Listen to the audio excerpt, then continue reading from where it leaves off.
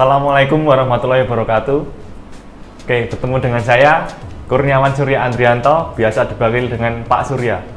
Bapak sebagai guru bimbingan dan konseling di SMP Muhammadiyah 2 Yogyakarta. Baik, sebelum kita masuk ke dalam materi, mari kita baca basmalah bersama-sama. Bismillahirrohmanirrohim. Oke, langsung saja kita masuk ke dalam materi yang mungkin bersangkutan dengan era pandemi COVID-19 saat ini. Langsung saja, ini adalah materi yang nanti akan Bapak sampaikan.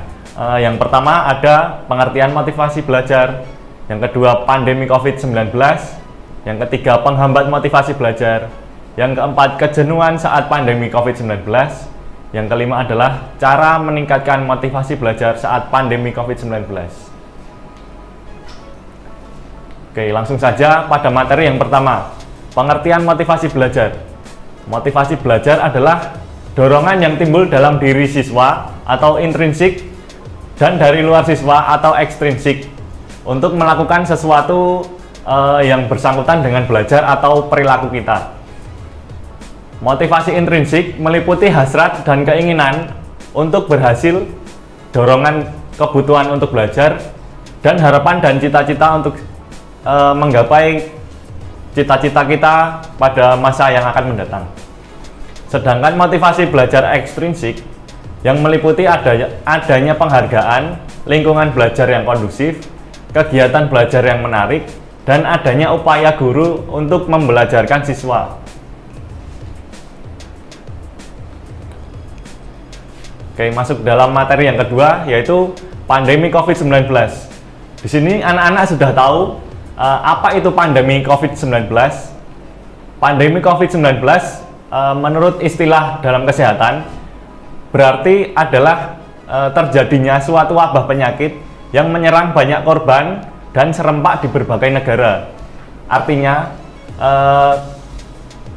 banyak negara yang terserang penyakit atau seperti yang disebut seperti saat ini kita sedang mengalami pandemi COVID-19.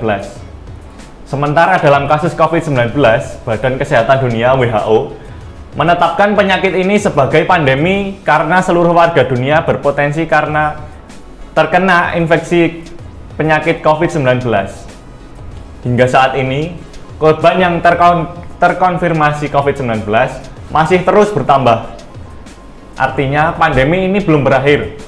Begitu juga dalam himbauan pemerintah di Indonesia, masih terus mengalami perubahan pada perpanjangan waktu untuk tetap belajar di rumah pada saat ini.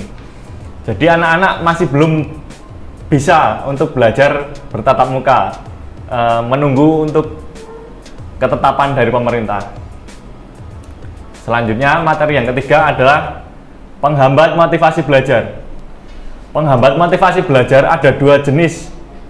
Yang pertama adalah faktor internal. Faktor internal merupakan faktor yang berasal dari diri individu dan dapat mempengaruhi hasil belajar individu itu sendiri. Faktor internal meliputi faktor biologis dan faktor fisiologis, serta faktor psikologis seorang individu itu sendiri. Selain faktor internal, faktor eksternal juga dapat mempengaruhi proses belajar anak. Faktor eksternal mempengaruhi proses belajar anak seperti contohnya lingkungan kita yang mengajak kita, mungkin ayo kita nggak usah belajar, mungkin dari luar diri kita atau eksternal kita, dari teman-teman kita mengajak kita untuk bermalas-malasan, itu termasuk faktor eksternal. Materi yang keempat yaitu kejenuhan di saat pandemi COVID-19. Sebagian siswa atau mungkin anak-anak di rumah juga begitu. Bahkan orang tua yang banyak sekali mengeluh jenuh dan bosan dengan aktivitas yang dinilai terbatas ruang dan waktu. Tidak sedikit siswa atau orang tua yang mulai merasakan penurunan semangat belajar dan semangat untuk bekerja. Hingga sebagian dari siswa mengalami stres. Rasa malas yang dirasakan ini muncul mungkin karena beberapa faktor. Faktor yang pertama adalah aktivitas yang monoton. Aktivitas yang monoton di sini dimaksudkan adalah mungkin siswa anak-anak bangun pagi, setelah bangun pagi sarapan, setelah itu belajar, dan setelah itu mungkin tidur lagi, dan itu berulang-ulang seperti itu terus. Yang kedua adalah faktor kesepian. Faktor kesepian di sini teman-teman, anak-anak di sini mungkin jenuh karena tidak bertemu dengan teman yang lain yang sama-sama belajar di rumah. Jadi cuman belajar di rumah terus, jadi teman-teman atau anak-anak di sini merasa kesepian.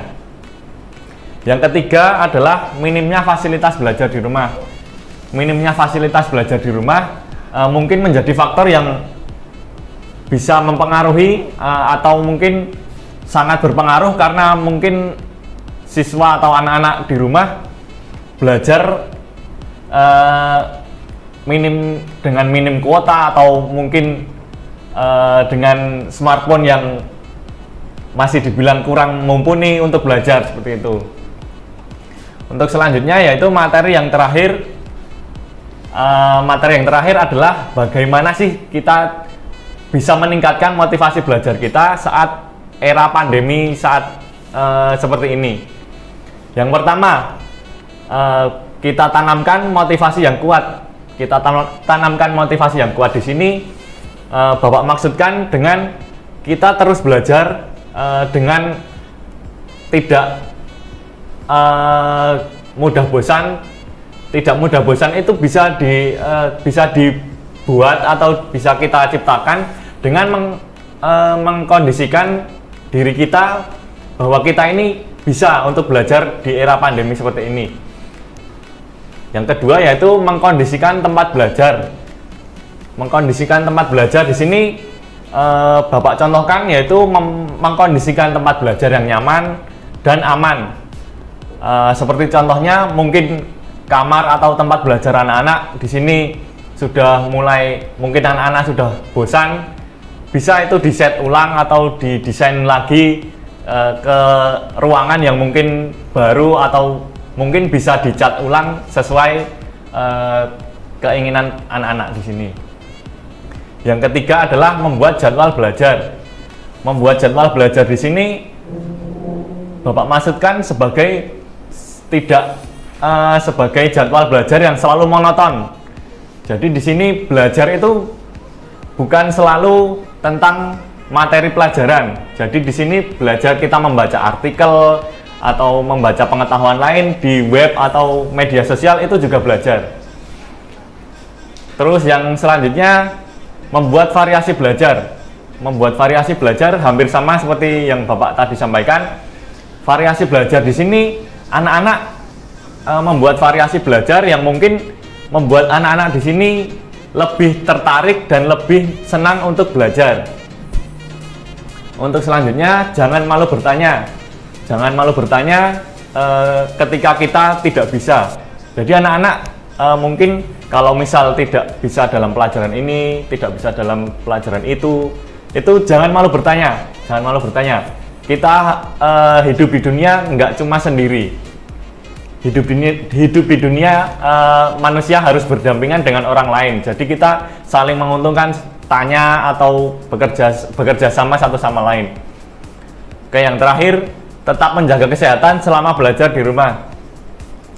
Banyak teman-teman atau anak-anak yang belajar di rumah tetapi tidak menjaga kesehatan, begadang, tidak tidur, dan itu menyebabkan siswa-siswi di rumah menjadi kurang sehat, bahkan bisa drop dan mungkin bisa masuk rumah sakit atau mungkin yang lebih bahaya lagi. Nah, di sini teman-teman belajar di rumah tetap harus menjaga kesehatan, menjaga pola tidur, menjaga pola makan, dan yang terpenting adalah menjaga semangat untuk belajar. Oke, mungkin itu aja yang Bapak sampaikan. Terima kasih. Mungkin sedikit yang Bapak sampaikan. Untuk menutup pertemuan kali ini, kita baca hamdalah bersama-sama. Alhamdulillahirabbil alamin. Kurang lebihnya Bapak mohon maaf. Wassalamualaikum warahmatullahi wabarakatuh. Salam remaja hebat.